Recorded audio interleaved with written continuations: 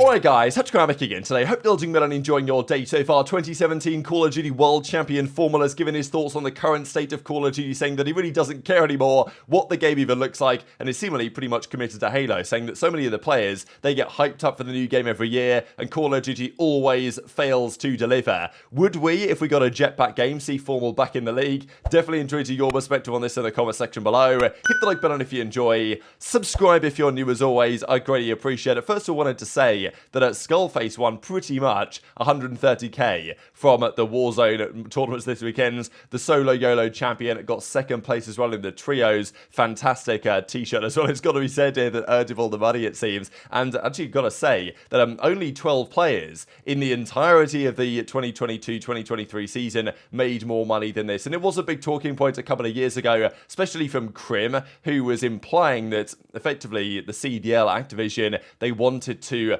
combine CDL and Warzone somehow, have it like be part of the same thing. There was even Crim said that, which I can't believe was true for a moment, that the third game mode was going to be Warzone. They were going to play Hardpoint Search, drop into a map of Warzone, and then go back to Hardpoint Search. But I think Crim was just being Crim that day, to be honest. But still, it was a big talking point, like CDL, Warzone type stuff, and Aches has been talking about it like at some point they're just going to make everyone play Warzone because that's where the money is. And look, the money is still there to some degree, but obviously that a lot of the pros did pretty well in the CDL this year. The top earners, of course, being the New York Subliners. Scrappy with a bit more than CleanX and InTypes. I'm not exactly sure why. Maybe this is from like some online tournaments he played at the start of the year or something. Hixie a little bit lower because he joins slightly later into the season, and they're good results, of course, with Hixie. The FaZe guys, the third winningest team, and then the Thieves guys, the fourth most winningest team. But yeah, all of these guys made more than Skullface made in one day, but everyone else made slightly less. And obviously there's taxes on this. I'm not exactly sure how it worked for the likes of Skullface as well, just because, you know, the prize money was won in the UK. And in the UK, I think earnings like this, well, maybe you do have to pay tax on them, I don't know. But in the States, it's always pretty mental how much tax you have to pay on winnings like this. Because I guess it's income, but if it's considered to be like a win in a competition, then in some cases, there's not tax in certain countries. I imagine they don't have to pay like double tax because there will be tax treaties and stuff. I don't know. I'm sure if Crimsix was playing Warzone, he'd be talking about it, because he always used to talk about it back in the day when he was competing in the CDL and saying, look, guys, let's stop doing champs in California, because my pockets are getting ran by the federal government. I'd much prefer, or like the state government, I suppose. The federal government takes the money anyway. But, you know, he was like, look, let's do these champs in Texas, champs in, I guess they did it in Vegas, right, in Nevada this year. So, but Crim wasn't competing, unfortunately, couldn't capitalize on it. Speaking of that New York team, though, right, they, as we saw, topping the leaderboards for earnings the most recent season, they have made, I would say, the most questionable change of the top teams. Priestahh out for Sib, it's controversial for sure. Will it work? Quite possibly, yes. And as he says, you're going to see a different me this season, going to be obsessed with your craft if you want to be great. Sender says, we got you. So, yeah, we'll see what New York can come up with, because I think in terms of coaching staff and everything behind the scenes, they've got probably the best setup in the entire league. So there's one team that can integrate Sib and have them, you know, get even better than they were with Priestahh. Maybe this is the team that can do so, but I feel like the other teams around them are also improving significantly. FaZe, I think, should get better with the roles. OpTic should certainly be better as well. On paper, Toronto is a like-for-like upgrade. So, yeah, it's going to be interesting to see how those four go, but there are going to be some teams getting slammed this year. Like, I didn't really want to buy into too much in the start of Rostermania, and people are saying, oh, it's going to be a 4-team league. I'm not sure it will be. I think that there are some teams like Boston and Thieves and maybe some others that could make some interesting results, but I'm pretty convinced now that the teams at the bottom of this league are going to be terrible. I think they're going to be getting slammed, and I don't really want to see it, but I feel like we might have some Cold War vibes when you see FaZe versus London, and you might as well not tune in, you know what I mean? So I'm hoping that doesn't happen again, but it's definitely a possibility. Now, FormaL played in the Cold War season before then retiring and going over to play Halo. He actually described on stream the other day exactly what happened there. Now, we already knew this, right? That he was getting dropped by OpTic Chicago because it wasn't working with Dashy, he wasn't as committed anymore, and therefore he was getting dropped, and he decided, you know what, instead of fighting for it, instead of trying to get another spot, I'll just call it a day, not really enjoying CoD anymore anyway, and that was probably shown in his gameplay. As soon as he found a game he did enjoy, right back to being one of the best in the world, and we've seen the dominance the FormaL has shown at the end of last season's Halo Championships, winning the World Championship, of course, and then this year even just won a couple of weeks ago, and the World Championship Halo goes in, I think, about 3 weeks' time. That's happening, I think, in Seattle again. So we know that FormaL has been enjoying himself a fair bit more playing Halo than he was in Call of Duty a couple of years back, but his perspective on the new title is pretty interesting because there's generally optimism around the new game. Now, there's always optimism around the new game, and I think that, again, Call of Duty have done a killer job here in timing this because it's the nostalgia train is back, you know what I mean? They're bringing back all the MW team-ups. I know that Octane has said this as well, that they bring you back every single year, and now, you know, all the old-school MW team-ups are coming back, and people are obviously really excited about the possibility of it. And in fairness, a lot of the changes Sledgehammer have made, despite being things that should have been in the game anyway, are things that Infinity Ward took away. Sledgehammer now bringing back for the new title, and a lot of people are pretty optimistic what this means. FormaL, though, is like, look, if you get your hopes up, the fault is on you when they fail to deliver. They always fail to deliver. It's like going back to your ex who's cheated on you multiple times. It's never going to work out for the best. You should just give up on her, basically. And that's kind of what he's saying about CoD, that he's pretty much given up on CoD and doesn't care whether it's good or not. What contributed most towards choosing to leave CoD and come back to Halo? Probably the best topic. I got dropped off my CoD team. I just didn't care enough to fight for it. Are you hyped for MW3 or do you just not think it's nostalgia a little bit? Neither. Yeah, I don't really give a f going on in CoD if I'm being honest, bro. I think if you're still getting excited for CoD in this like day and age, bro, it's your own mistake when you get disappointed. Like, how many more letdowns do you need, you know? That type of deal. You need, it's like you can just keep being cheated on, but you just keep going back to the girl. You're like, you see the new dress she's wearing on Instagram? I'm like, no, bro. Aren't you getting cheated on by her? You just like keep defending her. Yeah, me and Dan got to fly out, play MW3 early. What were your thoughts, Dan?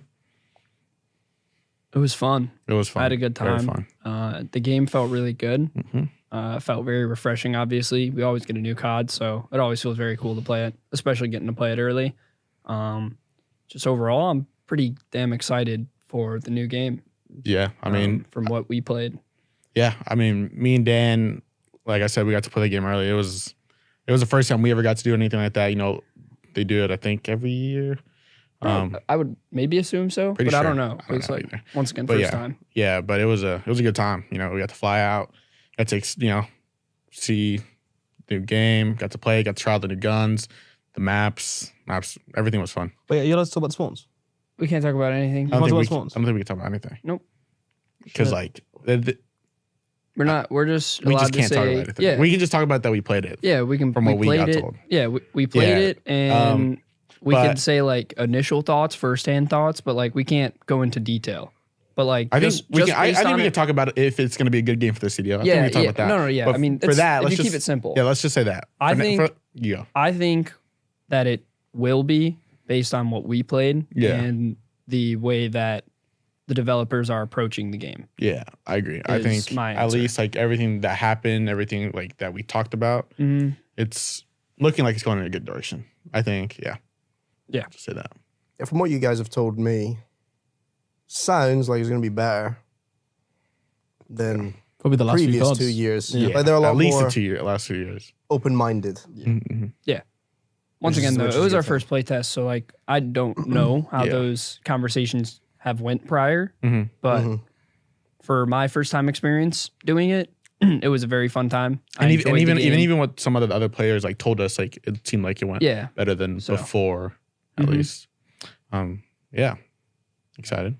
So, of course, some people are going to roast FormaL for this and be like, look, you're talking trash on CoD, but yet you're playing Halo Infinite, which is, you know, from a competitive perspective, it's not a terrible game, but I know that the pros generally haven't had a massive amount of love for, for the Halo Infinite game they're currently playing. But, still, there was a lot of optimism around it when it launched, and there's some things that I'm sure the pros would want to be changed, but nonetheless, they're still grinding at it. And it doesn't seem, from what FormaL had to say, that he's particularly keen to run it back in Call of Duty anytime soon. But the Thieves guys did seem more confident on the matter, right? I mean, they said that from what they played. Now, you've got to say, they always say this, you know, like every single year, the players that go out and about to play these events or play the games at events before the season begins, they've never said it's bad, you know. I don't know what it is. Maybe it's just the excitement about playing a new game, or it's tough to say. But every year, they'll always gas up the new title, generally. I'm sure they'll have their concerns, but I think from what they said compared to previous seasons and iterations, they were happy with how this was going. And the general perception is that at the very least, this new game is going to be better than last year's, and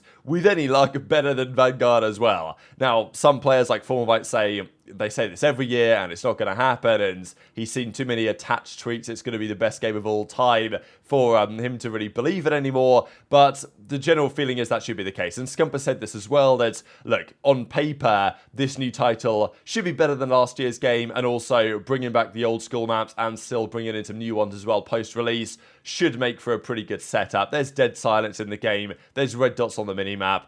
It should be alright. Now, it's not a Jetpack game. Now, FormaL actually said back in 2021, good year to skip, when he saw these exploding rounds back in Vanguard, and obviously Chrome was like, skip, what do you mean by that, right? Is that potentially you coming back in the future? And he has implied previously that if Jetpacks were to make a return, then he would be keen to come back to playing competitive CoD. But as of that clip we saw a couple of minutes ago here, that maybe is slightly less likely now, because he doesn't seem to really care what they're up to now. He's like, look, don't even bother with CoD anymore. It's just wasting your time. But yeah, I'm not sure I fully agree. I think they can do a good job this season with any luck. But I'm just not sure I see a return to Jetpacks happening in the near future at all. I know that so many of the pros, let's not forget though, during the Jetpack era, it wasn't a particularly popular thing. I mean, especially when Infinite Warfare came out, the perception generally was like, wow, no boots on the ground, this is outrageous. People were getting really frustrated about it. You guys remember the dislikes on the Infinite Warfare trailer, and the general feeling is from really casual players that Jetpacks kind of ruined CoD. Like, I've seen a few graphics of people looking at the golden era, kind of like, let's say MW2 through to like Ghost or something, that's like golden days. You can go back earlier than that as well. And then I've seen people say, oh, well, Jetpack era was the downfall era, and then there was like the dark times, basically. And then, you know, that's kind of where we are today. But different, you know, competitive community has a different perception on that and looks back fondly at those games. But I'm just not sure that, you know, Activision would take the risk. Microsoft might take the risk to go back. And so you look at games like Titanfall and obviously games like Halo, some advanced movement, Apex, right? Some advanced movement can still be viable. But Activision are generally so risk averse that they wouldn't, you know, they don't want to sacrifice any profit potentially, and I get it. But I think there's a possibility in a few years that we go back to Jetpacks. Honestly, a couple of years ago, I thought we already might have been back there now, but that doesn't seem likely yet. Maybe they will, you know, change tack in like 2026 or something in a couple of seasons' time. And if FormaL's still around competing and wants to return, then maybe that's the opportunity. But very much into your thoughts and all this stuff in the comments below. Hit the like button if you enjoyed, subscribe if you're new, take care, and I'll see you next time.